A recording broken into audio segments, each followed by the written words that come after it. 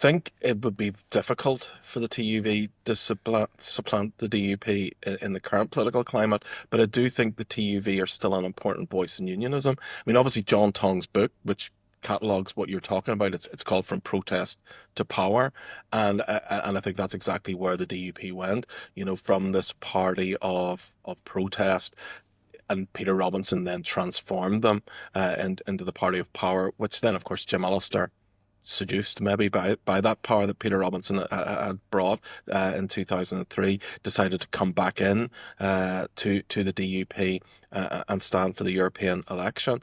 But I do think that protest voice is important because although Michael says, you can't go back, it's different days, they're still within unionism. And I mean, this is maybe one for a deeper dive into about sort of Protestant psyche and where that leads into unionism. Um, I think that there is that important element that the TUV represents, which is actually an extension of sort of Protestant thought, where their protest. I mean, Protestantism was born in protest, right? And so there is still very much that undercurrent of protest, of this, constantly saying this is not good enough, this has to change.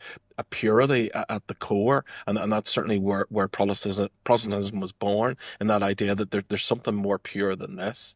And that Mm. voice, I think, will always be, as long as there is a unionist vote in Northern Ireland, there will always be that voice of protest, because there will always be that pursuit of there's absolute purity and absolute clarity that can be achieved. Yeah. And I think that's what they represent. And I think that's an important voice for unionism. And I think the TUV play that role well.